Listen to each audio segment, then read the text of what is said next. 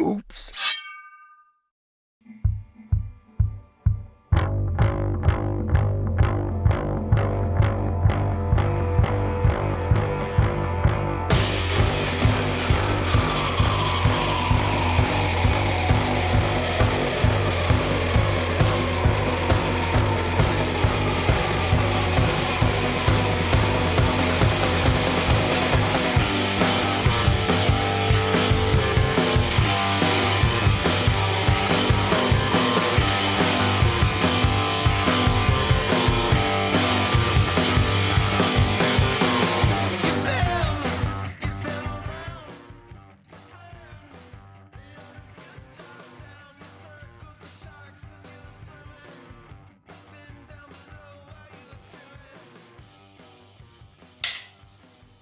Give it one more hard. Do it really hard.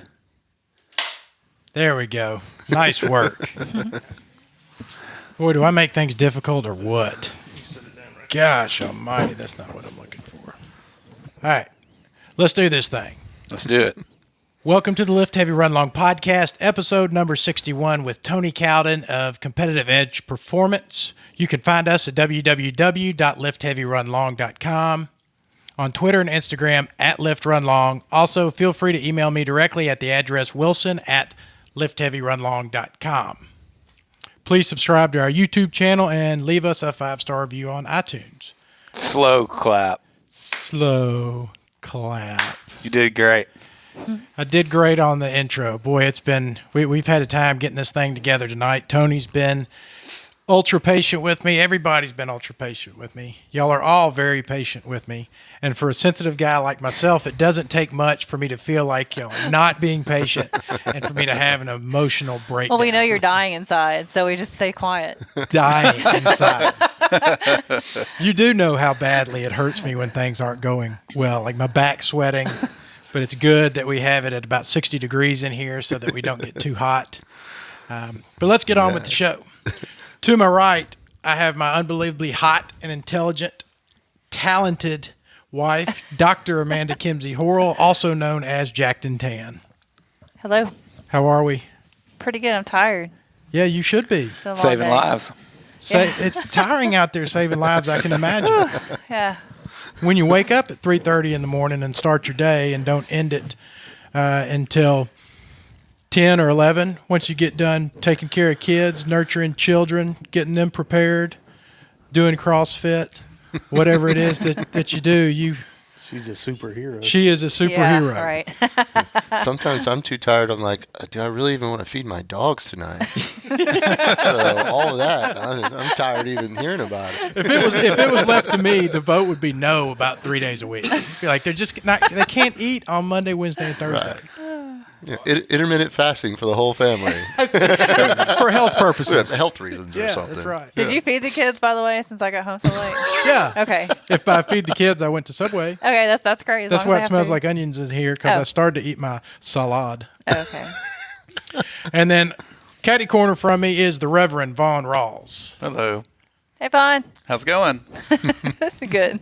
How are you? I'm doing fantastic. Okay, you look like that you're a little bit shell-shocked, that you wish that you were somewhere else. Really? Yeah. What does that look like? Like you hunched over, like, hello. Was like, microphone I wasn't expecting to be Let me open my posture There you go. up a little bit here and relax. exude confidence. I meant to bring you Andy's fidget cube tonight to see how that would do. I would just hold it and do like this the whole time. But that would work. We're going to get you to do that. But the problem is there's one little button on there that's like a clicker. Jackson's got one. But it clicks and it makes a noise, so it would be like. Oh, yeah, Wilson and will kill you. Oh, I'd go insane. I just have to roll the little ball Yeah. like that. Just So- roll the little ball. We went and visited Andy's class, or we went to Grace and Andy's little, like, open teacher school thing. And so in Andy's classroom, they had, like, little pedals that the kids can put on their chairs, and they can rubber band it. And bounce on the rubber some people have bands. those They at work where they Yeah. have these little bicycle things Yeah. underneath their desk. It's to help the and they kids just with sit their there learning. and pedal. I'm getting a stand-up desk though. I'm done with it. Like I'm 3 months in and I can't. It's killing me, man. Sitting in the chair. I've got 2 stand-up desks, and I can see the one that's in my den when I'm sitting on the recliner doing my work. Yeah. I used it like hardcore for about I don't know, 8 or 10 hours. It lost its luster. Well, it was good enough for me to put one out here, but I don't use that either. So I like to sit and work. I built one time and put it on my desk. And after about the third time, I knocked it and my computer off because I'm just moving around clumsy and breaking things. I was, whatever. The stability factor is a problem. You forget that, you want to like lean up against it or move something around. The whole thing will just, you can really do some damage. Well, they've got this really neat ones at work where you can lower them and then raise them. Like, so if you want to sit down, you can push it down. And then when you stand up, you can raise it back up. And it's a pretty sturdy thing. I've seen those. You have the legit stand-up desk as opposed to egg crates and a sheet of plywood. I don't have one yet, but Chris, can you get that? We have a similar. Mine was very similar to yours. Yes. And our cameraman, we have the ketogenic cameraman, Chris Perry. Hello, Chris. How we doing, Chris? How are you? Multi-talented. I got him mic'd up. I got a microphone back there. We got a slide for him to work the camera. Do you have your phone ready in case we have questions about? Yes, I've got Google pulled up. All right. Good.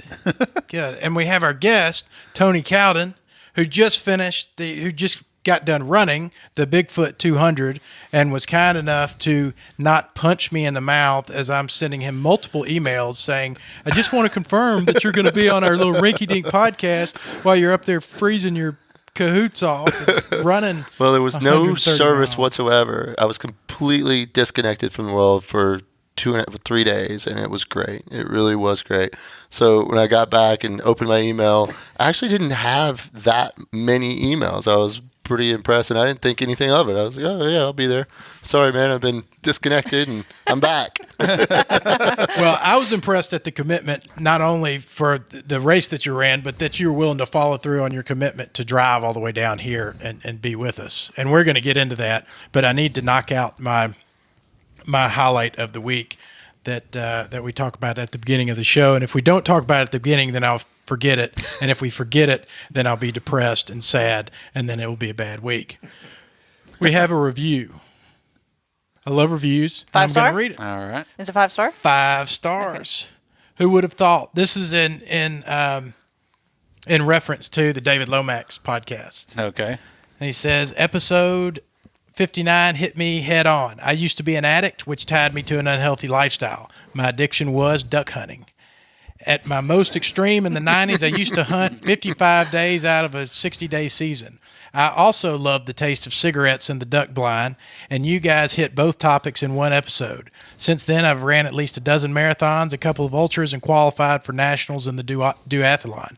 I also love to lift, and after the last 7 years at CrossFit, I didn't realize that I still carried some guilt about my old lifestyle until I heard you guys were sneaking around smokers because you still loved the smell. This whole time, I thought I was the only one. I come home after hearing this episode and started shopping for LHRL gear so I can promote the brand here in Southwest Missouri.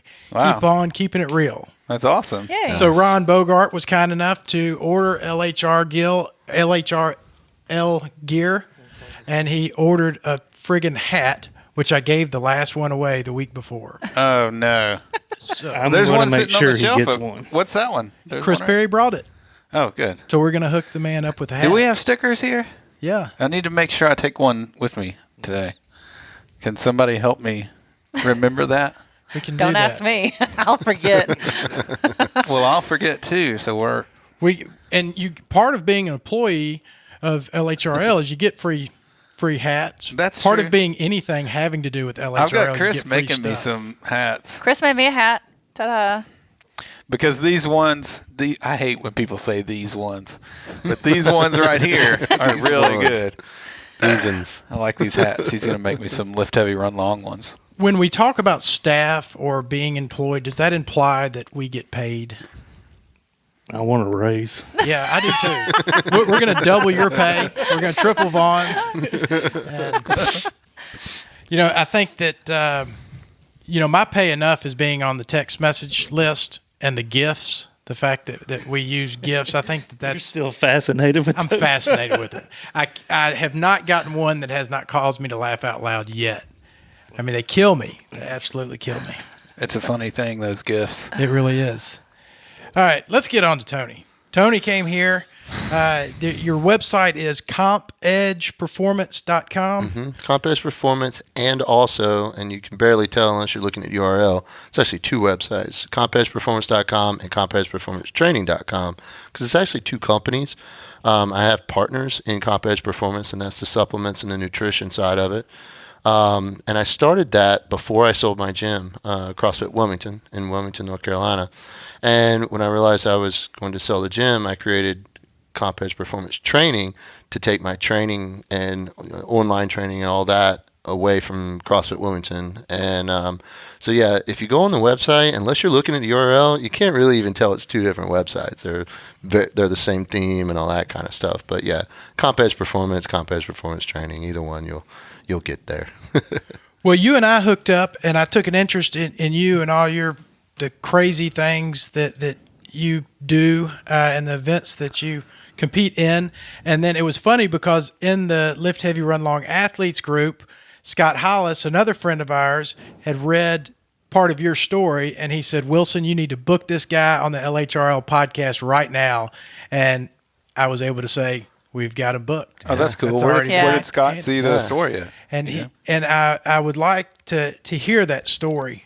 Right. Yeah. Well, like I was saying before we got mic'd up and everything, a lot of my online clients, most of them really are military guys going for selections or the NDOCs, whether it's BUDS or AVSOC, Air Force Special Operations stuff. So I purposely don't reach out a lot of times on the socials. I've got a decent little social presence. Sometimes I try to stay away from politics and religion a little bit, and more of a kind of taking on hey, do these things and be successful, type of thing. This is what's worked for me. I have a very strict rule for myself that I don't speak on things I don't have experience in. So I always say, this is what worked for me. If you try this, it might work for you the way it did for me. I don't know. So that's one of the things. And in recent weeks, months, whatever, as I started training for the Bigfoot 200, and Melissa and I, actually, we kept it very quiet on purpose. We didn't really put it out there that we were training for it and stuff, just because it was something that we wanted to keep close hold to us, where our training wouldn't get interrupted, something that we could really, help grow our relationship and so on and so forth. And I'm happy, very happy to announce that after 131 miles together in lots of different really crappy situations, terrain, freezing cold, we are no doubt stronger than ever. Nice. And that could have gone either way, and we both knew it went in there. I always kind of looked over my shoulder and make sure she wasn't going to push me off one of those mountains, which could definitely happen. It would be understandable, I'm sure. Absolutely. I mean, anything I get, I probably deserve it. I'm a realist. But yeah, so. Just looking around, a good friend of mine, a fellow I work with, Jason Pegg, who's a member of the Facebook group. Jason's a wounded veteran. He's a world-known powerlifter. I don't even know if you know who he is. He's on the group. And he told me about it, so I went in and asked, and you guys added me, and started reading. And frankly, I saw numerous opportunities to help answer some questions, things that I've learned the hard way just because of being involved in CrossFit very early on, because I was in special operations, already doing the endurance strength thing together, and then we added CrossFit to it, which meant we started breaking ourselves. So we learned a lot of really hard lessons 10 years ago that I saw people asking first thing right up. People were asking questions that I'm like, I have the answers to this. And started saying, hey, look, guys, here's an article I wrote a couple years ago. If you have any questions, please, just ask. Because I ultimately, I get the most satisfaction out of helping people accomplish things. And it doesn't matter what it is, if it's a 5K or, that 300-pound deadlift that a lot of ladies, seem to be chasing, or that 500-pound deadlift. Those tend to be numbers that, guys are chasing and girls are chasing, especially while trying to maintain some CrossFit and some endurance. Man, it is I just love it. I love that piece. So that's as we after a few weeks and reading different comments and questions and stuff, that's when I hit you up direct and was like, I listened to a couple of podcasts when I was out running. I've lost my taste for listening to music at all. It's maybe I do listen to some old country music, but I've just really started doing nothing but podcasts when I run, or audiobooks. And I listened to numerous episodes of you guys, and I was like, man, this is like the right community that I feel like, I can benefit from personally, and maybe even lend a hand to some folks. Absolutely. And I was like, heck yeah, cool, man. And after listening to you guys, I was like, that's just a cool bunch of cats. And then I saw your address, and I'm like, I'm going to be out there at tier 1 group, and I was here from March to May earlier this year and had no clue. And that's when I reached out to you. I was like, man, I'm going to be out there. And face-to-face interviews are always so much more fun anyway. For sure. So, Yeah. And you said, hey, well, we can do these days. And I'm like, that'll be even cooler because it'll be after the Bigfoot, and we'll be able to talk about whatever was going to happen with that. So, just all worked out great as far as I was concerned. So, Yeah, and when you said that, I'm going to go compete in this 200-mile race, and then I'm going to drive to your studio and record a podcast. I just thought, man, this is I can't even imagine doing anything with the next 2 weeks of my life. And then you pulled up here and you said you feel pretty good. He walked in doing squats.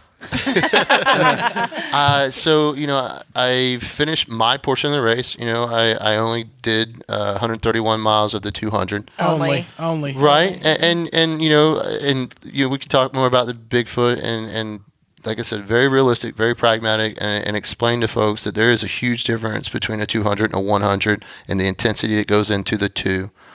And my background in the military, long, heavy ruck marches and stuff, definitely sets me up for more of the muling pace of a 200. Is that what you mean by there's a difference in the intensity? That it's just a slower grind? Definitely. Especially with the Bigfoot. Candace Burt, Destination Trail, sets up the 3 different 200-mile races, the Bigfoot, the Tahoe, and the Moab. Now, here's an interesting point, and I hope Candace listens to this. None of those races are 200 miles.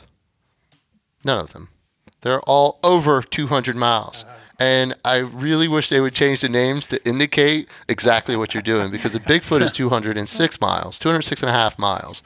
Like, I want credit for that 10K. Man. Yeah. That's a 10K, Yeah, right? It's got to be Yeah. a long Those 6 last 6 miles. miles can feel like 100. The Tahoe. Yeah, was- it might. If they're going to do that, then call it the Bigfoot 250. Right. If they're not going to be accurate, then go Yeah. ahead and give you the extra. And the Tahoe 200 is 205 miles, and probably the easiest of the two. You have less time to complete it in, but the terrain's not as bad.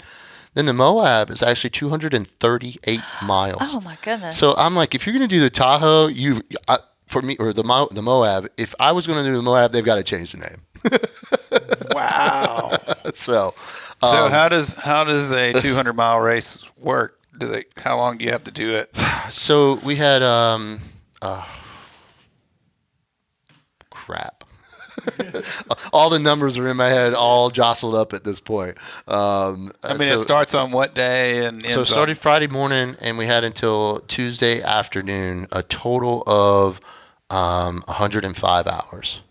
Okay. So if you pace it out, you're looking at right about 2 miles an hour.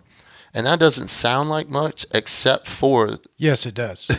It sounds plenty fast. Well, to me. there are portions on the course where the fastest guys and gals, and the course record was set this year. Of course, it's the 3rd year in a row, so every year there's going to be a new course record. And the fellow who did it in like 55 hours. So you're talking, this guy was doing, 8-minute miles on some of the uphills. Oh my goodness. But there was even places where, he was only doing, 2 mile an hour. We were doing less than a mile an hour. You're talking about a climb that you're getting half steps. It was, there was some serious terrain. I mean, serious terrain. He almost ran 2 24-hour hundreds. Basically. And I'll tell you, there was, it was, there was a couple times where it was like, wow, this is, just, you want to stop and take a break. And looking back at our pacing, there was times we could have taken breaks. We were 4 and 6 hours ahead of cutoff schedules. But yeah, it's the 200 sounds so insane, but after doing it, I'm even more confident in next year's attempt that I'll finish it next year. The few things I learned have much less to do about the training that I did, and most people would say I didn't do enough. And in some ways, I would agree. The longest run I did was only 18 miles. And I think that's great. I live in Wilmington, North Carolina, at Riceville Beach, so we don't have any mountains. And I work in West Memphis at Tier 1 group, where it's just as flat as Wilmington. I did do a little bit of work down in Alabama, so I got to run in at like Cheeha Mountain, but definitely not enough. The training was pretty solid. My training would have supported finishing the race, no doubt. Because even like we were talking, I'm not even sore right now. A couple of days later, my feet are in great shape. I didn't even get a blister. I've always had good feet, though, knock on wood. So the training piece, for me, the number one thing that actually led to DNFing, and this is my first DNF ever in anything ever in my career, my life. So it stings a little, but not getting any sleep. I will take measures next year to ensure I actually get to sleep when I'm in a sleep station. Yeah, you mentioned that earlier. Yeah. So they actually About have the sleep sleeping stations on situations. races like that? So yeah, and your fastest guys and gals that are trying to push that less than 70 hours or whatever, they're not sleeping. But for those of us more mere mortal types, they're just trying to finish it in the time cap. You need to sleep, and there is time to sleep. The downside was the sleep stations are aid stations, and they have cots and or air mattresses, but you lay down for a minute and then in comes another runner, and there's people talking and lots of interruptions. And even being as deaf as I am, I'm almost completely deaf in my right ear, and my left is like less than 50%. Even still, people moving around you because you're not really sleeping. You've got that shaky sleep thing going on. Of the 4.5 hours or so, 4 hours that I spent in sleep stations, I probably got 15 minutes of continued sleep. It was just car doors slamming, cowbell at one point. So that's really with like a party atmosphere. Like when you come into an aid station, yay, how's it going? All right, come on, which is motivation, and that's good. But the sleep stations, and not all aid stations are sleep stations. It's every other one, every third one, according to how much the distance is. It just and I will tell you, it is the absolutely only thing I think that could be improved upon the way they run this race. I've run some events. I've been cadre at different selection courses and stuff, and I know the backside support that goes into some of these events, and I can't even imagine what goes into this race. It's point to point, and like the fellow that was crewing for me, he's my intern at Comp Edge. He's a Marine, squared away kid, very intelligent. He had a hard time sometimes navigating. There's no cell service out there at all, so he's on using the Gaia app on his phone, using paper maps, trying to find these aid stations, and some of them are only accessible by 4x4. So we rented a pickup truck, and the one little bit of sleep that I actually continued sleep that I got that was probably a couple of different 40 or 15-minute blocks for a total of about 45 minutes. I actually slept over on the other side of the little dirt parking lot underneath the truck. And it was raining out, so I'm like kind of in the water on an air mattress, So that's the only thing I think they could improve was like a different atmosphere in the sleep stations. Like, all right, everybody be quiet, let everybody sleep. Because when you're as slow as we are, you need the sleep. You're going to be out there for 4 days, and I've gone 4 days. Let me interrupt you and ask you before I forget my question. When you sleep like that, are you sleeping simply because you know that you need to sleep, or do you wake up and feel some sort of refreshment? Absolutely. So I will tell you, even 15 minutes of sleep can fix visual disturbances. Can it really? Absolutely, no doubt. And I will tell you, after 70 or so miles, for every hour of rest that I got at an aid station, if I rested for 1 hour, and that was about double is how long it would take into the next leg before my feet would start hurting again. That's Say that basically one what I more figured. time. So if I sat for an hour, we ate, took a full hour, got a little bit of sleep, as we started into the next leg, I would get 2 hours before my feet started hurting again. So one of the aid stations, we were there for a total of 2 hours, and that was the one where I got a little bit more sleep. It was like 4 hours before my feet started hurting again. Wow. And your feet, they just they're just hurting. I mean, they're just getting beat up. I have very flat feet. They've just been destroyed over the years, so they start aching and hurting. With Melissa, she went into the event with an already twinged out knee, and that was ultimately why she had to pull the plug. She was hurt. She would have, she would have definitely caused some serious damage. Going on the pictures, I've posted them on social. Her right knee was really swollen. But you can't really tell because of how swollen her left knee is. It's like, it's gnarly. Gnarly. And the fact that she went as far as she did, because it was swollen at 70 miles. And, for her to put on another 60 on top of that knee, Chris is back there. Yeah, dude, and I tell people constantly, I'm like, I'm the weak one of this party. This team, she's the cyborg. She is a machine. Now she does weigh 100 pounds less than I do, or about maybe 90 pounds less than I do now. I cut 25 pounds in the 5 weeks leading up to this race. Is that difficult for you to do? It wasn't. I just stopped eating as much and increased the volume. Do you have complete control over your nutrition? Yes. But I'm lucky. I don't have a sweet tooth and never have. Oh, man. I tend to crave healthy foods. When I got done with that race, after every, an Ironmans or endurance races, I tend to crave healthy foods because during the races you're eating goo gels and candy and junky foods that they're providing at the aid station. And that stuff I don't usually eat. So after these races, I'm craving like a steak and a baked potato and some broccoli, so, but yeah, as far as dumping the weight, it wasn't that hard at all. Which it was kind of weird because this time last year I was 250. So I cut down to, just under 210. The full week before the race, I was like 208, the last year I gained all that weight to do that 666 challenge. What's that? Do I even want to know? Well, so it was something that, I said at DNF, this was my first official DNF. I actually tried the 666 and failed the first time. So the 666 is a 600-pound squat, 600-pound deadlift, and a sub 6 minute 1 mile run in 24 hours. Oh, man. My goodness. That's smoking. Yes.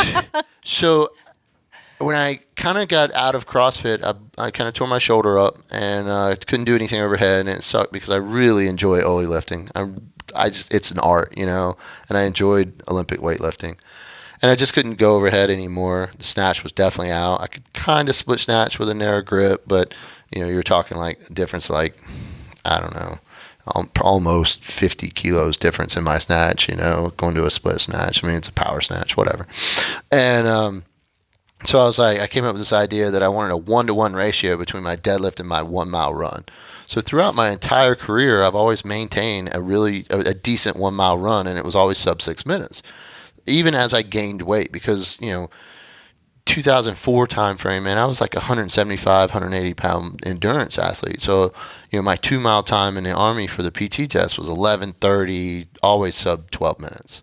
So shorter sprint-ish distances, 5K and less, I've always had good times. Was never really a long distance runner at all. It just wasn't something we did. I was on a dive team in the Army, and so swimming and finning was more of our focus when it came to endurance work.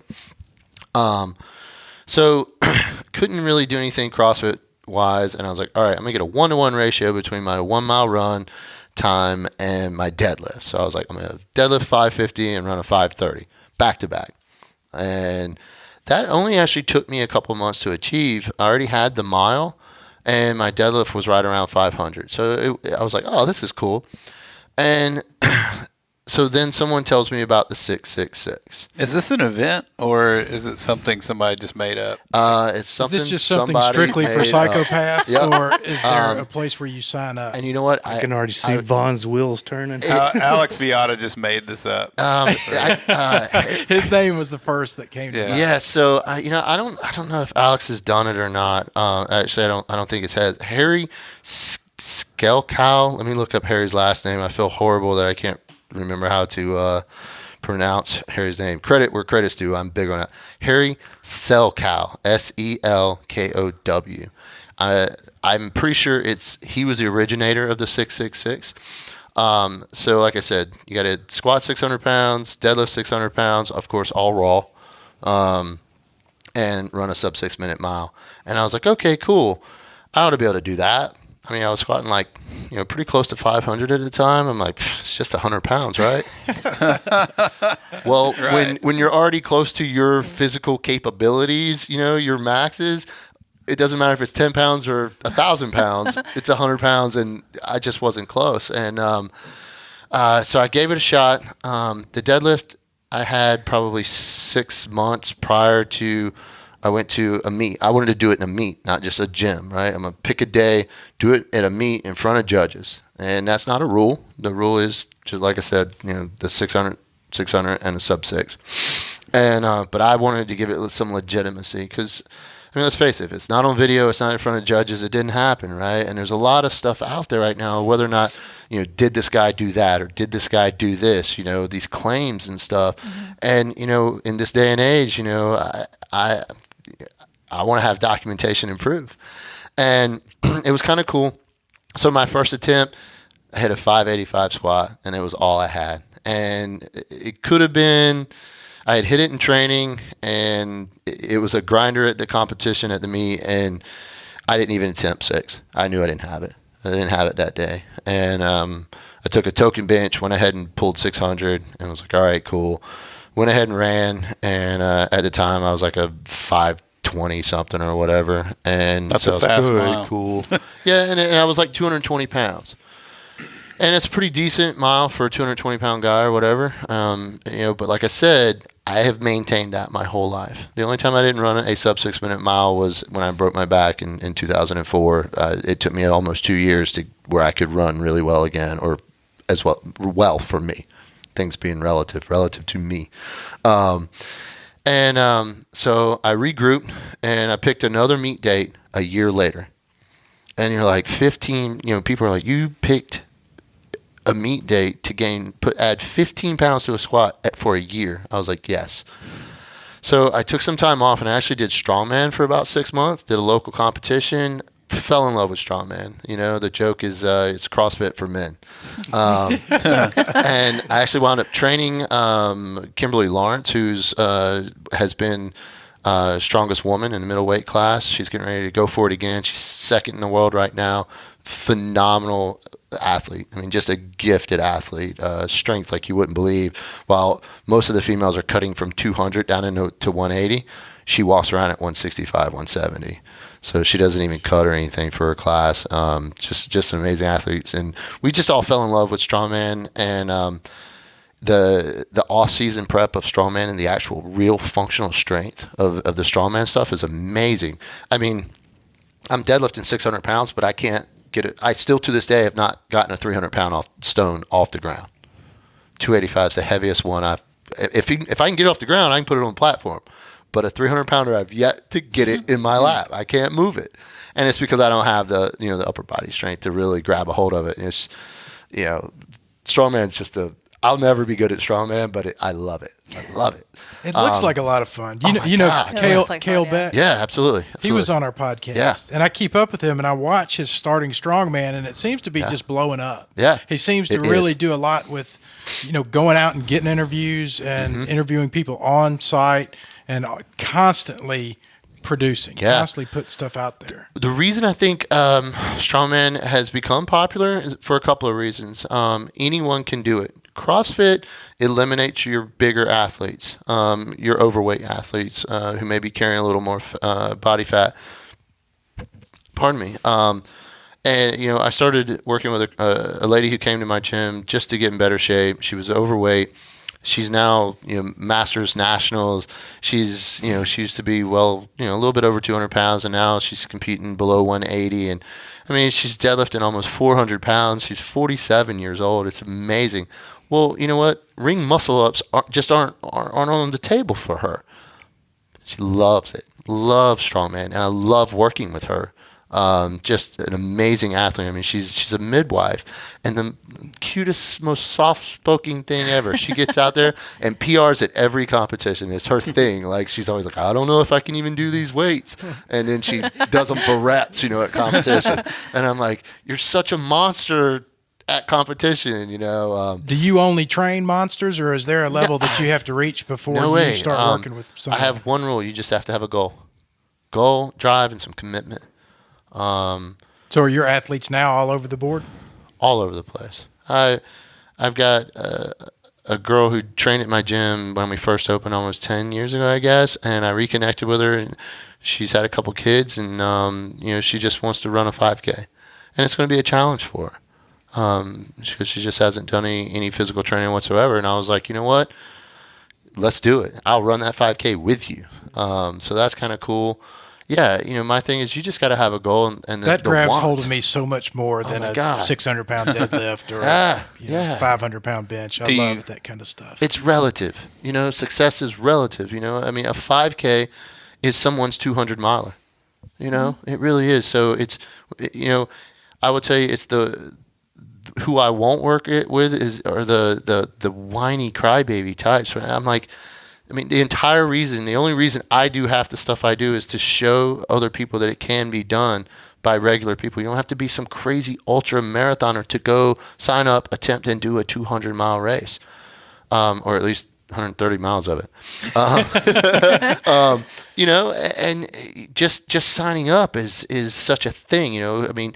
Fear and doubt is in the hearts of so many Americans these days. And I'm like, no way. And when it comes to my veteran community who are just dealing with whether it's PTSD, your TBIs, all the other injuries, if I can say, hey, look, guys, here's the list of my injuries and what I deal with on a daily basis, but I'm still able because I'm willing to try. And this is what's keeping me alive. I don't drink anymore. I had to stop drinking. I had way too much drinking. I got plenty of that. I was going to ask if you had periods of being out of shape, or if you had dark periods, or. Fitness has always been something. Even the longest time I went without training was when I was busted up from breaking my back and in a wheelchair and a brace. But as soon as I could start rehabbing, I started. So one could say I'm addicted to training. It's my therapy. And it's such amazing therapy.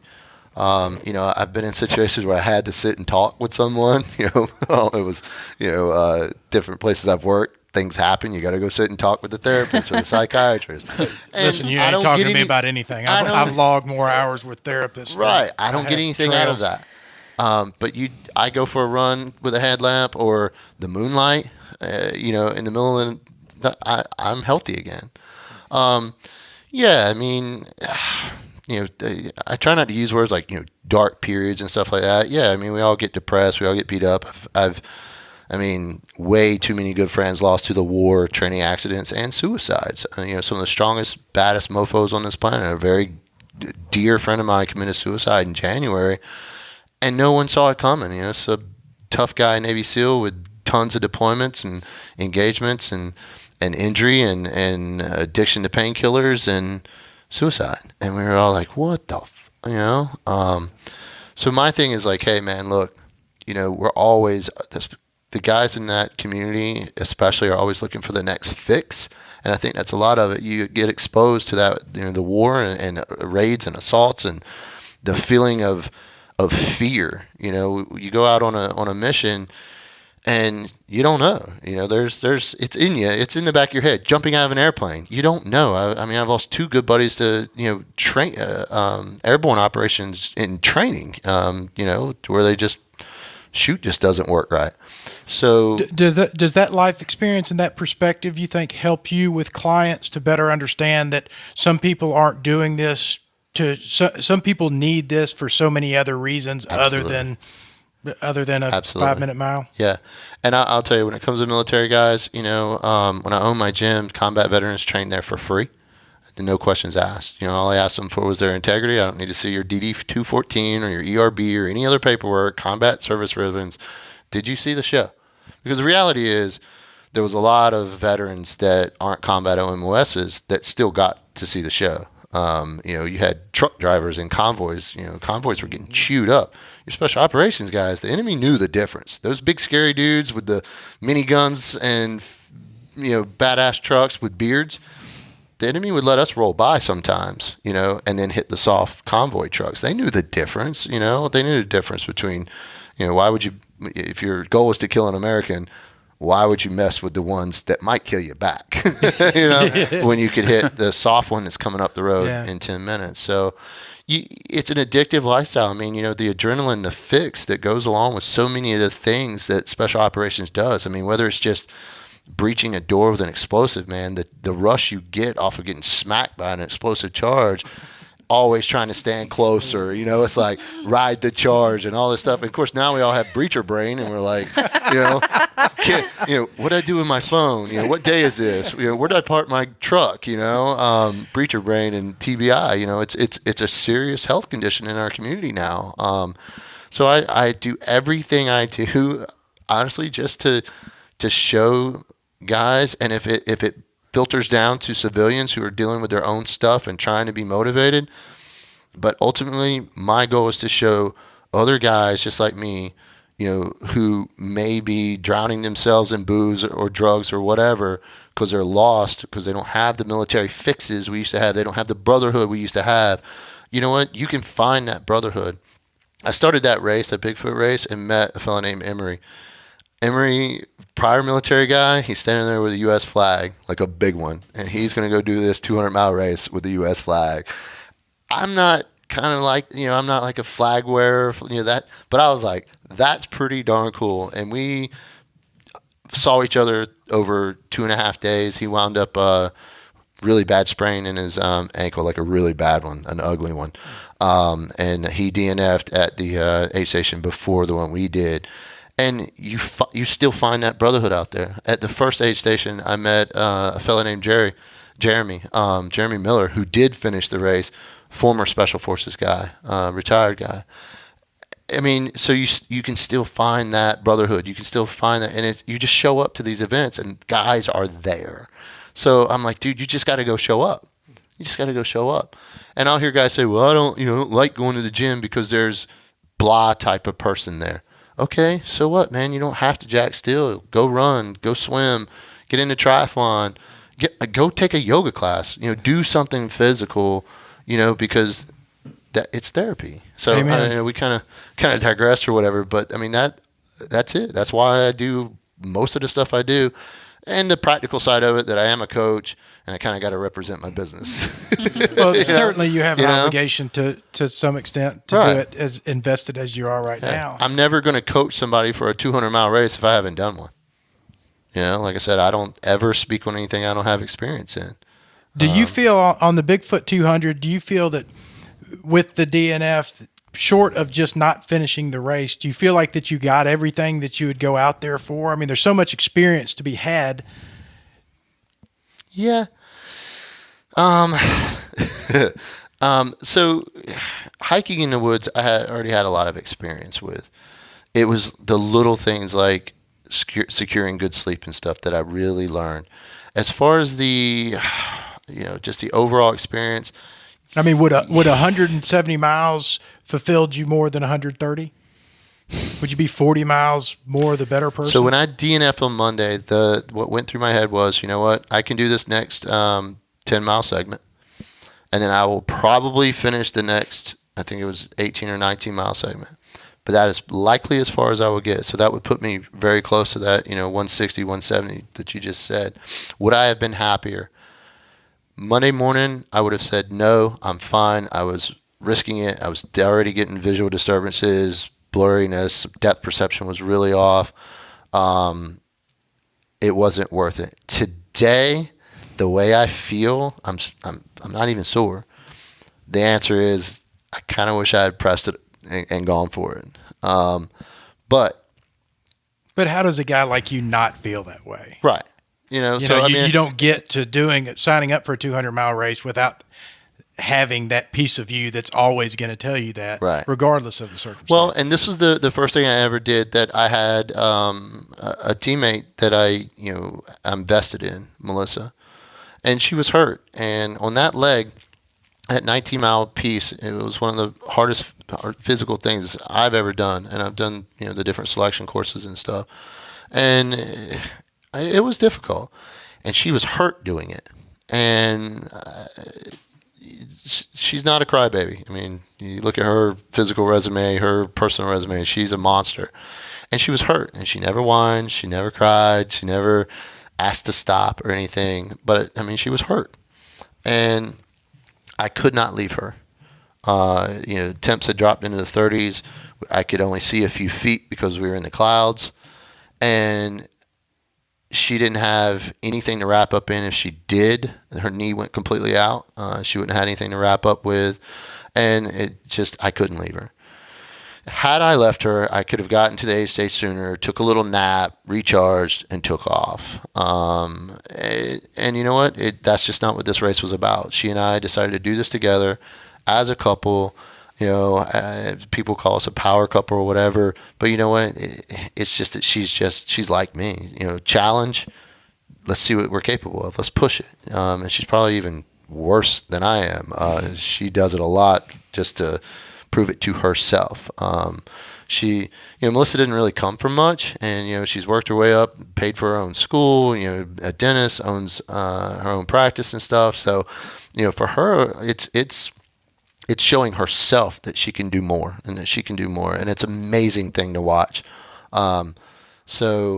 Anyway, would have more been better? Yeah, now a little bit, but you know what? No regrets, man, at all. I'm just going to recock, take the things that I learned and knock it out next year with less, I don't know what the right word is, going into it knowing a lot more, and therefore I'll finish next year way better. When I get to 131 miles this next time, I will be in the same shape I was at 70 miles. You know what I'm saying? The things that I learned there, I'll be so much further ahead, and that last 70 miles will just be downshifting. Didn't you say this was your first ultra? This is my first ultra. So you never ran farther than what? I have never even done a marathon except for at the end of an Ironman. That's crazy, and man. I will tell you this That's right crazy. now. But you've done a marathon. At the end of an Ironman. You win it? Okay, Right. So obviously you went into the Ironman never running a marathon. I have zero interest in a marathon distance race. I don't know why. But if you said, hey, let's do an Ironman next weekend, I'd be like, oh, all right, yes, that sounds cool. We can do it. But if you said, hey, let's go run a marathon, I'd be like, nah, man, I got some other stuff I can do. And the funny thing is, Melissa will tell you the exact same thing. Freaking neither one of us have any interest in the marathon distance. Really? She ran a 50K 2 years ago, and she did get best in her age class and third overall female. Melissa is actually a very efficient runner. It's kind of cool because last year she hit an elite total in 3 different weight classes in 5 months while training for the 106 West Triathlon in Dillon, Colorado, the highest elevation triathlon in the world. The whole race is at 10,000 feet. I'll try to frame that. So a half Ironman in Wilmington, North Carolina, where we live at sea level, where we train, where we swim, we both usually get somewhere between 5:40 and 6 hours, 6:10 or whatever, different years, different times because of the weather and the currents and stuff. The Dillon race, 8 hours and 11 minutes. The altitude. I mean, we're training at sea level. My house is literally at 4 foot above sea level. And we take a flight to Colorado. So while training for that Ironman, she hit in the 123-pound class, the 132-pound class, and the 148-pound class. She got elite totals and qualified for world's XPCs in powerlifting. So, I mean, pound for pound, she is just 10 times more badass than I am. Wow. And that's my training partner. Yeah. I mean, there's times where she'll be like, hey, get up, we need to go run or whatever. I'll run this afternoon. I don't like to run in the morning anymore. And she's like, hey, puss, you know, get up, freaking, you said you were going to run. And then there are other times where I'll wake up and I'm like, Melissa. She's like, whatever. She went and ran without me.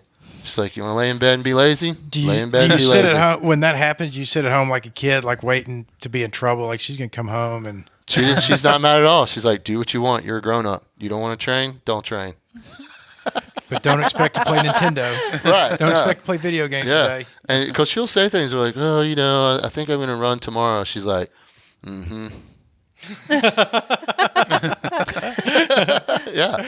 I mean, it's funny because like, when I'm dumping weight or whatever, she'll say things like, are you sure you're going to eat that?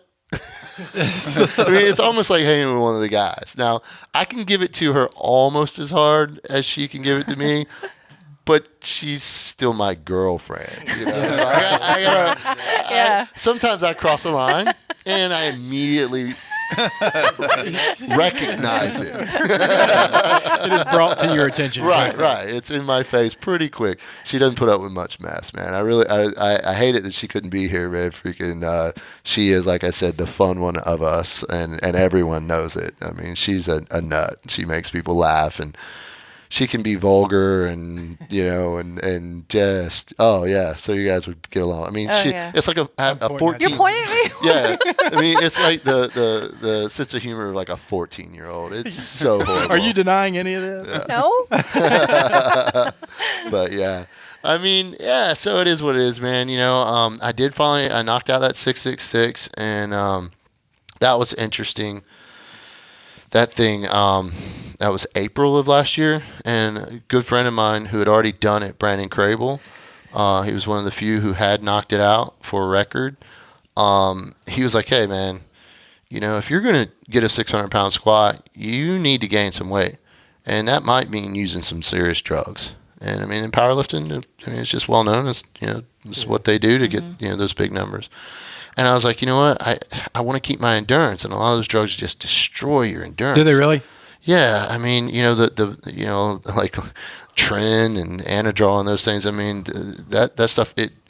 Those guys get tired walking to their cars, and it's not because they're just so big. It's biochemically, those drugs destroy your endurance. I didn't know that. Yeah, so that's the thing. That's why what we're trying to do here with lifting heavy and running long. It's so hard to do because, if you choose one or the other, there are drugs that benefit either, but most of those drugs actually don't, they actually will kill the other. Yeah. So, he's like, well, look, man, you're 6 foot tall, you're kind of a skinny 220, you're not going to squat 600 pounds. You got to be bigger. So I started eating. So from December to April, I went from 220 to 251 on meet day. Oh, that was fun, wasn't it? Oh my God, it was the most miserable thing. And I hate saying it. Because let's face it, there are starving people on this planet, starving children in America, and I was eating so much I was miserable and complaining about it. I felt horrible. I'm eating like 8,000 and 10,000 calories a day, and I was doing hypertrophy work. I wish we would have known each other better. Oh man, you should have called. I mean, it was like I was eating so much, and it was funny because Melissa would be like, "Hey, baby," I'd be like, "Don't touch me. I'm miserable. I don't feel sexy." Don't look at me. Don't look at me. Yeah, and so. I did. I weighed in on meet day that day, and I'm gonna tell you what, man, I almost screwed it up, and I didn't have much time because it was April and we had that race in September in Colorado, and I was like, man, I got to do this and start cutting weight because there's no way I'm doing the highest elevation half Ironman or highest elevation triathlon in the world, half iron distance, and so anyway, it was kind of cool. My powerlifting coach, the guy who's taught me most everything I know, Will Coenzel, from down at Low Country Strength in Charleston, he came up. My buddy Andrew was there. My crew was there. The strongest woman I referenced, Kimberly, was there. Of course, Melissa was there. A good handful of folks from the gym was there. And I had a good support crew. It was kind of cool. But sure enough, man, my opening squat, I tore my psoas because I hit it really hard and nailed it, but I had to take a step back and got a no lift. Well, my opener lift, no lift, and tore my psoas. And I'm like, oh my God. I don't even know what a psoas is. Your hip flexor. Yeah. Okay. And You probably don't have one. I probably.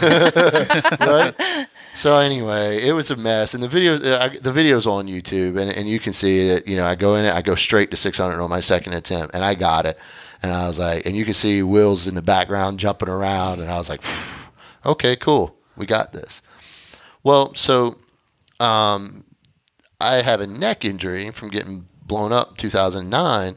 And my left hand, I actually used to be left-handed, but I switched everything over to right-handed because my left doesn't work very well. But everywhere I've worked, we shoot Glocks. Glocks don't have safeties. Well, what's bad about my left hand is sometimes it'll just do this. It's just a seizure. And, yeah, not good if it's going to be a Glock, right? So I switched from being a left-handed person to a right-handed person.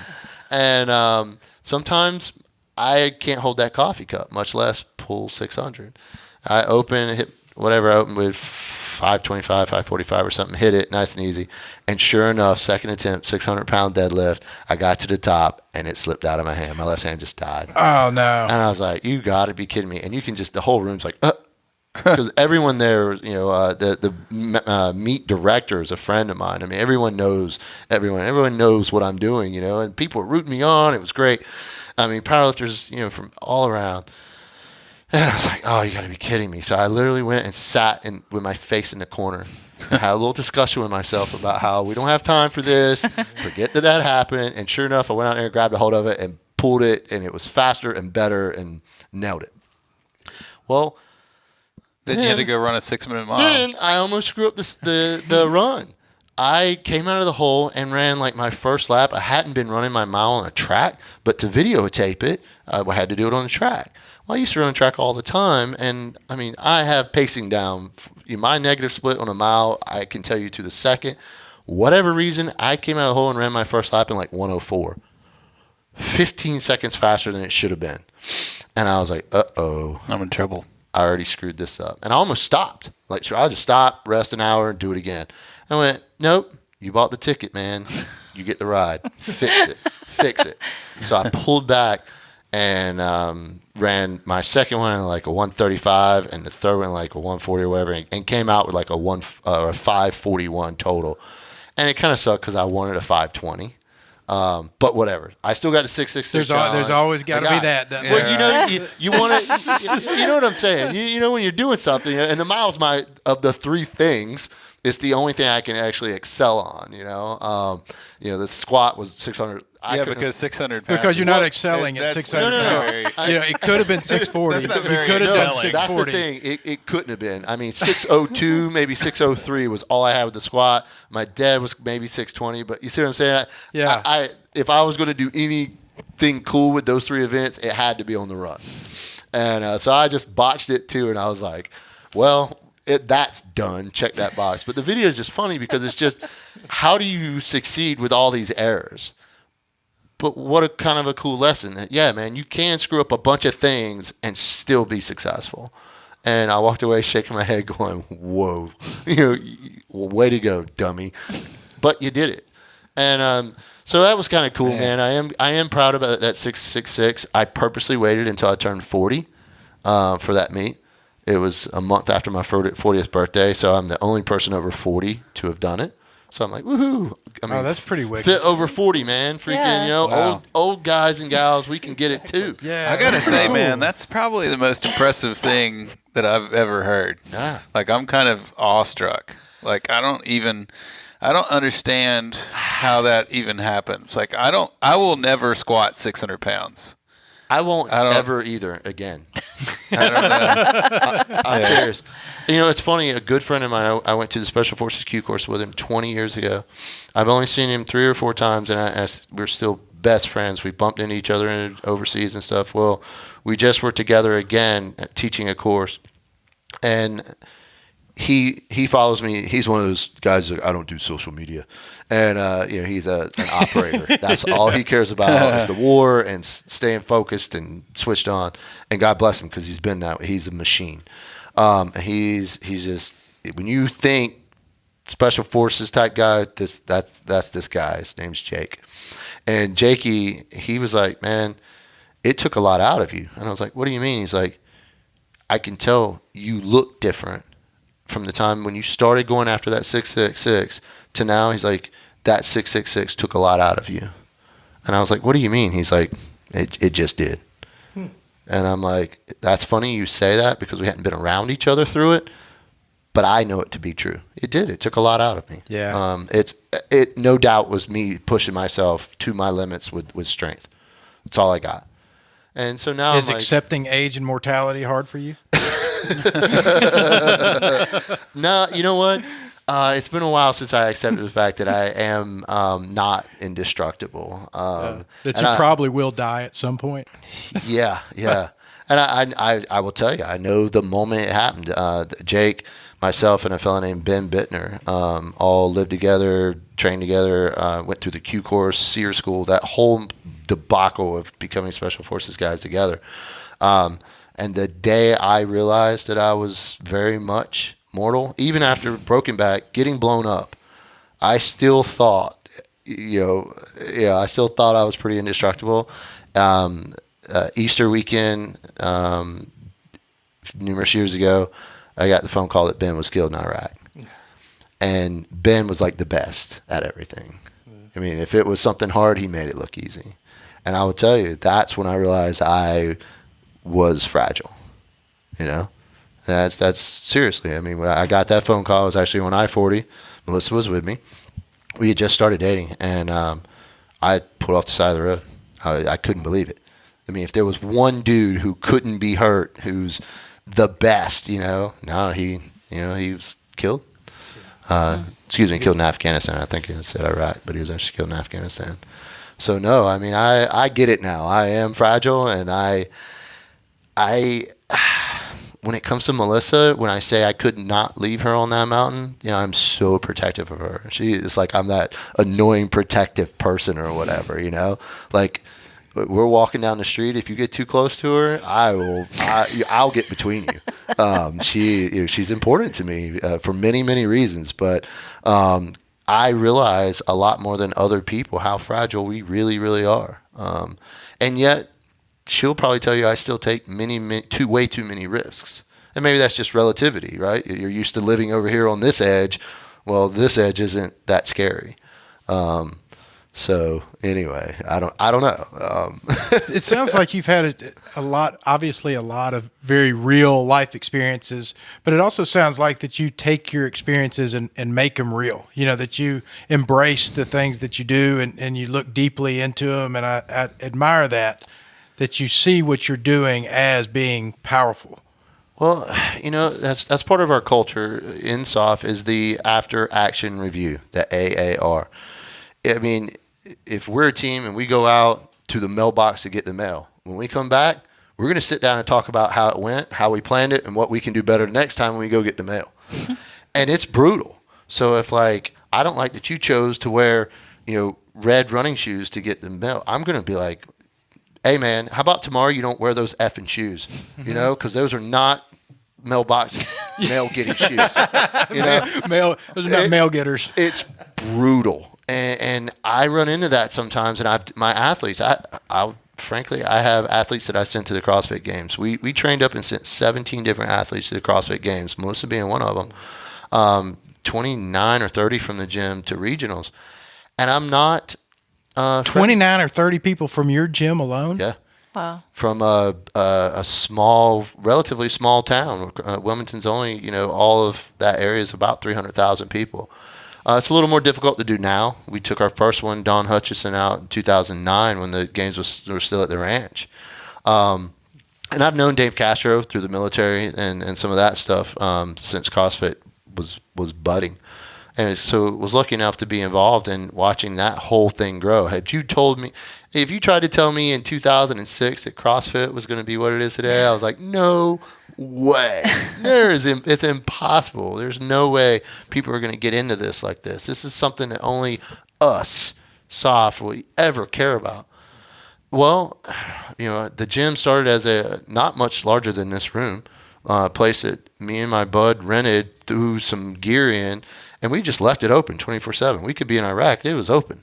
The sheriffs would call my house and be like, hey, your gym's wide open and stereo's blasting really loud. I'd be like, could you mind just turning that off? And then until the gym, our second location was like 12,000 square feet, and then the last location where it's still at, it's 22,000 square feet. We had 400 some members in Wilmington, North Carolina. But that was all before there were other gyms in town. There was one other CrossFit in town, but it was always the owner was always into something, and running his own members to us. He was like the greatest place for my business. He's just always in something, some kind of trouble or whatever, poor kid. And so we got to watch it grow and watch our business grow. And then that's kind of why I quit doing the overseas work and overseas contracting and stuff, is the gym had just gotten so big and it was making enough money to support me. And we really focused on the CrossFit stuff. But what we kind of digressed again. But what I was saying was some of my athletes, I've been that kind of hard on, just that AAR.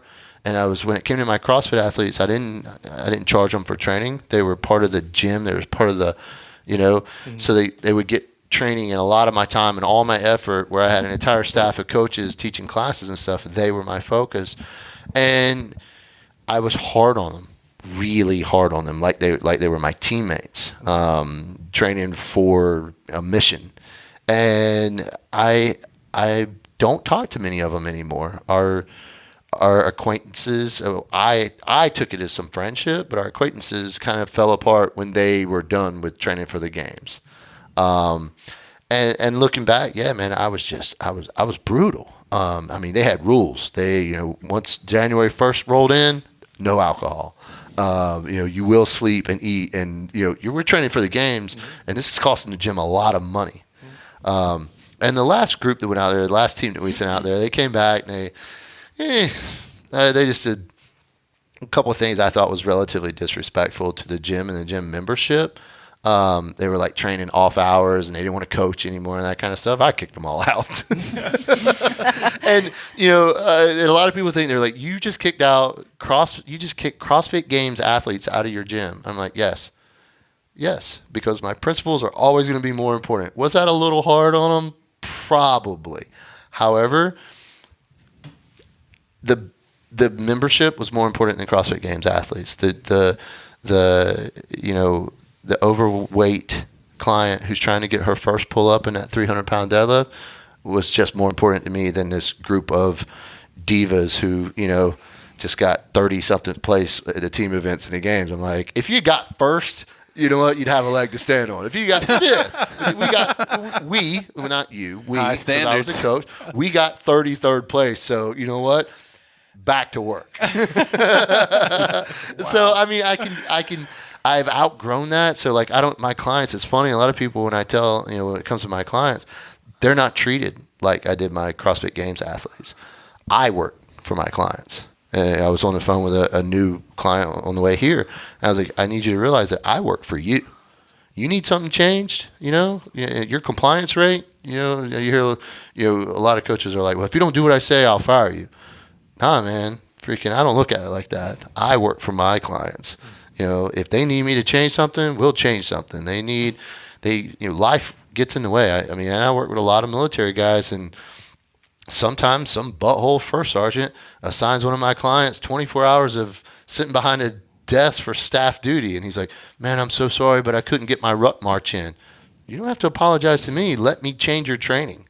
So it's funny. It's like a paradigm shift from the way I ran my, I kind of became well known for the way I ran my team. There was like an article that went out, over social about how, CrossFit Wilmington is not allowed to drink, and so anyway, it's just not that way anymore. I'm much more centered, easy to get along with, and that kind of stuff. But when it comes to me, I'm exponentially more tough on myself than I ever was any person I've ever trained for. Well, I was going to ask you, are you intense in every way or just your physical? I think it's important. I'm intensely laid back. I think that being, now this is, on a much smaller and different scale than the life that you've led and things that you're talking about. But I do think that there's an importance in being deliberate in your actions, waking up with intent and starting your day with intent. And, you can look at someone, you're talking about going to the mailbox, you can watch someone go from point A to point B and tell whether they're a good employee. You can tell whether they care about what they're doing, the life they're living. And I had a person who I look up to and admire more than anybody else in this world. And we've worked together for 15 years, Pedro Ramirez, and he points people out. And he's like, watch that guy walk. Watch how he carries himself. And you can just, I think that in itself can bring a lot of benefit to your life. Absolutely.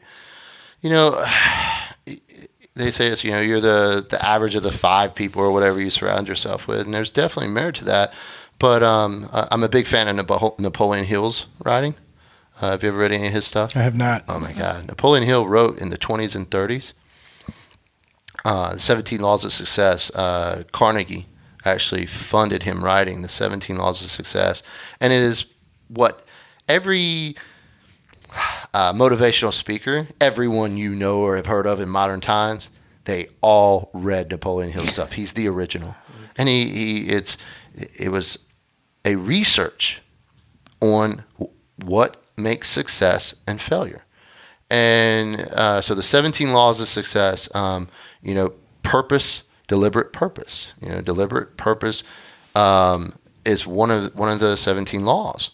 Well, like I said, I'm a huge fan of him, and that's one of the things he says is like, and he's totally right. It's not just like, it's a theory. Like you said, you can see it in people. So, yeah, I rarely do anything without being deliberate about it. I'm very much a habit person. The rhythm, if a habit can become a rhythm. When a habit becomes natural, like in tune with nature and your natural, whether it's your biochemistry or whatever, it becomes a rhythm, right? So you can develop a habit, but if you do it long enough, it'll become a rhythm. And so I would definitely say that some of my habits are very much rhythmic, and that is, it's when I pick something, this is my goal, I'm going to start planning backwards from that goal to right now. And everything is going to be moved in around it. I recently did this little, I'll do my vlog on YouTube, and a lot of times I'll talk to my phone when I run, especially on long, slow distance runs. When I'm done listening to podcasts, I'll just talk about something that's on my mind. And I was like, everybody talks about life balance and balance this, and you got to balance the gym. There's no way to balance. Balance means equal parts. If you want to run a 200-mile race, or you want to do your first marathon, or if you're on the couch and you got to do your 5K, there's no balance there. The scale's got to get tipped, and there's got to be focus given. You got to prioritize. Now, it may shift throughout the day and during the week, right? But there's really no such thing as balance when seeking success. Something has to be sacrificed. Something. I like the sound of that, because I certainly don't have it. It's impossible. And I think it's a stressful, very stressful thing that Americans have tried to impose on themselves, is this idea that they can have balance. Well, that makes me feel better, because I've been trying really hard here lately to really balance my training and my work life, my family life, and I can't find that balance. and I'll tell you, one of the things I do, and it's grossly important to my training, my clients' training, and their successes, and not becoming injured, but it's great for life balance or shifting of focus. I train, and I got this from Brian Carroll, 10-20 Life. I was on that whole team of coaches, and I would write for him. Some of my articles are over on Power Rack Strength. Well, Brian, one of the principles that he wrote in 10-20 Life is scheduled deload. And the word deload still escapes most CrossFitters and most people that train. I used to use a scheduled deload with periodization every 3 or 4 weeks. And then you'd push it, and you get bronchitis, and now you got to deload. Or you get an injury. You have to deload. For the last almost 6 years since I read the first edition of Brian's book, I train hard for 2 weeks, and I deload. 2 weeks, deload. And all my clients do it. I don't care what they're How long is for. a deload? A week. Really? Yep. So, and a deload for me is defined as 50% volume. So 50% of the reps, 50% of the distance at 50% intensity. So if you've been, last week on squat day, we did 5 sets of 5 at 400. This week, we're going to do 2 to 3 sets at 200. And that's hard for people to do. But you have to embrace it, right? It's all about the mental piece, right? You have to embrace your deload. Well, what do I do during deload week? I focus on all the other stuff that has slipped through the cracks during those 2 hard weeks of training. That's a pretty interesting theory. I mean, it sounds like, well, yeah, it's not that in depth, but at all. That is pretty But profound. applying it is, difficult because it's our addiction. It's our therapy. Our therapy is our addiction. It's kind of funny when it comes to training. Yeah. And as I wish someone had told me and explained it to me when I was 22 years old, breaking myself. And I tell you, I sent CrossFitters to the games with 0 injuries. I went into this 200-mile race. I haven't had an injury in almost 5 years. Since I tore up my shoulder and started following that one principle of Brian's, no injuries. Working up to the 600 squat and deadlift and sub 6 mile, no injuries. 0. Nothing. That's wild. Nothing. And I absolutely guarantee you that it's because I train hard for 2 weeks and have a week off. And like I said, that's how I get things back in balance. I take my time during deload. I take my scheduled rest days, and I plan them. Thursday nights, me and Melissa go to the movies. It's the one place no one talks to us. We don't have phone access. It's the only place we can't even talk to ourselves or each other or ourselves. Right? So we go there, and it's ritual. It's a habit that's almost become rhythmic. And I get my popcorn and a Diet Coke. And for whatever reason, it's the experience. The next day, most of the time, I can't even tell you the name of the movie we saw. It's bubblegum for the brain. It's shutting down. Drool on yourself. I get up, I got popcorn all over me. Like I've missed my mouth with half of it. Just drooling on yourself, bubblegum for the brain. But I'm telling you, like I preach it and like I said, I got it from Brian. And I always recommend people read 1020 Life because it's not a powerlifting book, even though it is. It's a coaching book.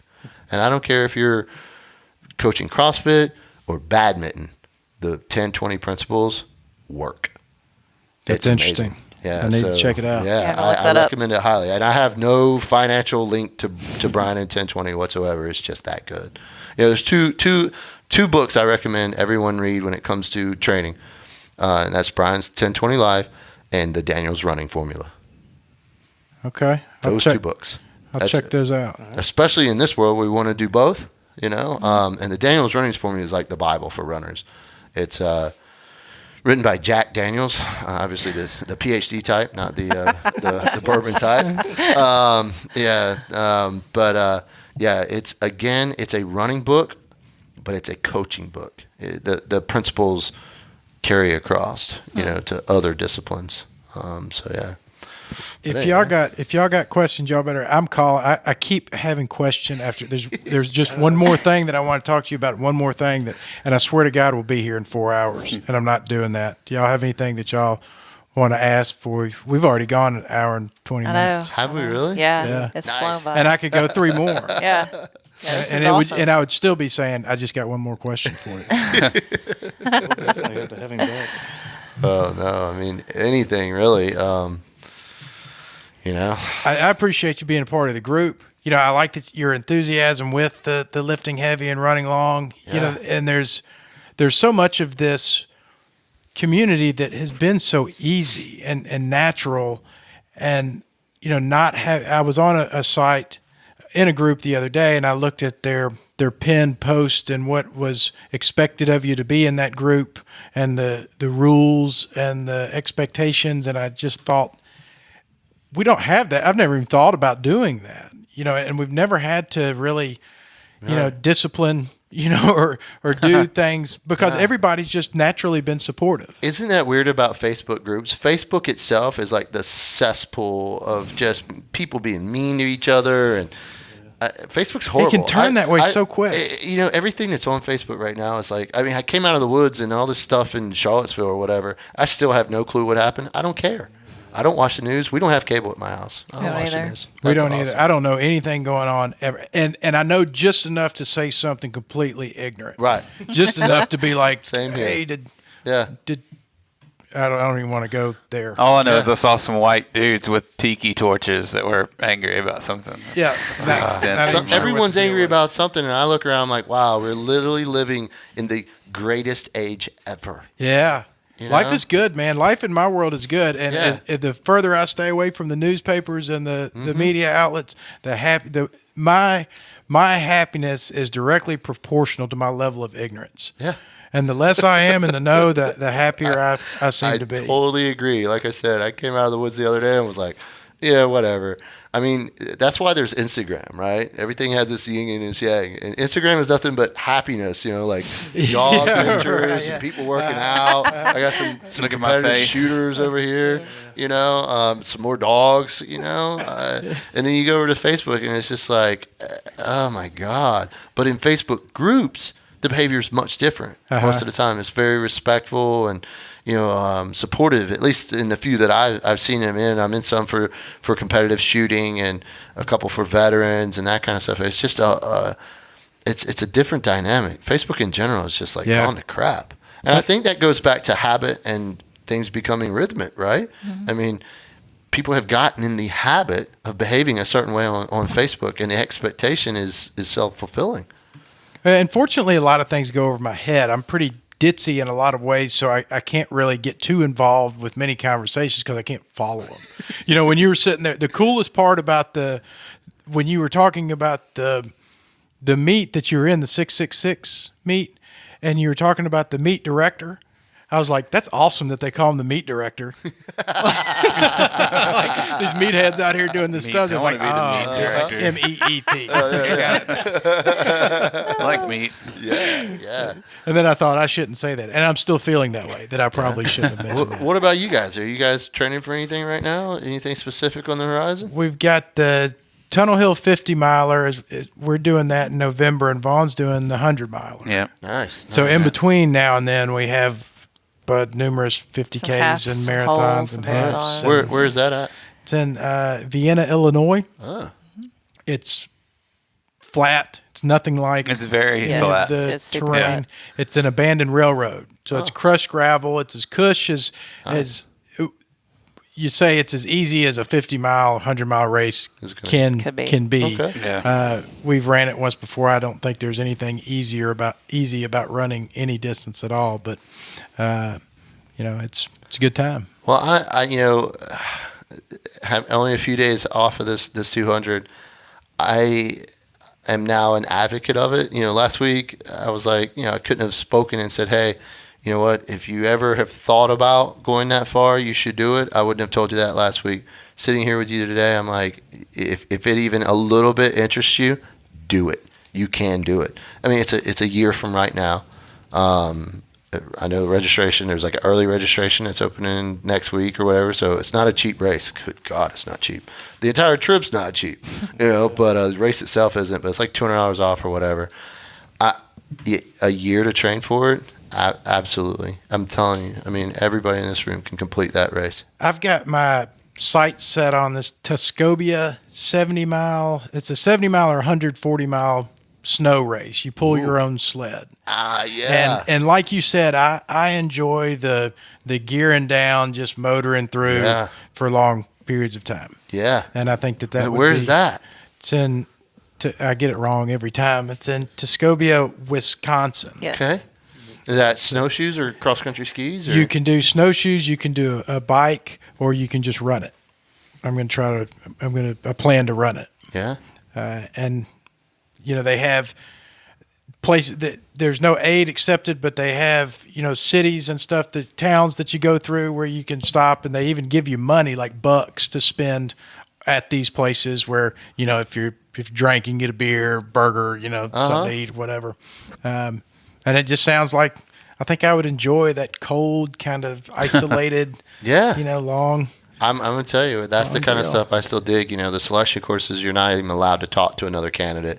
And I just love that nighttime run, like I said. I prefer moonlight, but if I got to go headlamp, you can only see, you're by yourself, man. Those runs to me are the best. In the woods, you know, people are like, well, aren't you worried about snakes or bears or tigers or ninjas? And I'm like, not really.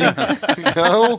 You know, I mean, I would hate to step on a skunk. That would probably be horrible. But if I run far enough, I remember being on running Tunnel Hill a couple of years ago and thinking if a ghost train would come back and run me over, nothing would make me happier. Yeah. Nothing would make me happier than for a wildcat to jump out and just maul my face off if it would get me finished with this race. I enjoy that. I like it. Yeah, I totally, you know, like you said, there's that every step of the way where, I mean, but what choice do you have in between aid stations? You know, you got to keep going. Just keep going. You just got to. And like I said, that's why I tell people, just sign up, man. Just give it a shot. And you know, the DNF thing, good. You know, still not really happy about it. But you know what? Who cares? I mean, really, who cares? I mean, as long as you're not like making up some dumb excuse afterwards, own it. You know what I mean? Hey, this is what happened, and I'll know better next time. You know, you don't have to dig deep for an excuse of not finishing a 200-mile race. Yeah. I mean, it was what it was. Too slow. That's awesome, man. It's awesome. You're awesome. It's awesome that you came out here. Awesome that you're part of the group. Appreciate you supporting us. Yeah. And, anything anybody needs, man, freaking, you know, somebody's got a question, they're not sure. I mean, I'm the type of dude that's not. If you come to me and say, hey, man, these are my stats. I'm thinking about doing a 100 or a 200 or a 1,000-mile run. I'm going to be the dude to be like, hey, no, you're not ready for that. You know, I'm not I'm not a cheerleader. I'm not going to be like, yeah, you should do this and set you up for failure. Mm-hmm. I'm the dude that's going to be like, okay, look, maybe in 2019, you know, just not brutal honesty. I used to be brutally honest. Now I'm like, just really honest. That'll work. All right. Well, we're going to wrap it up. Thanks a lot, man. I appreciate it. No, I enjoyed talking to you. Yeah, That was awesome. absolutely. Thank you for coming. Sure. LHRL. Yeah. Number 61 is in the books. Woo-hoo. Fantastic. Huh?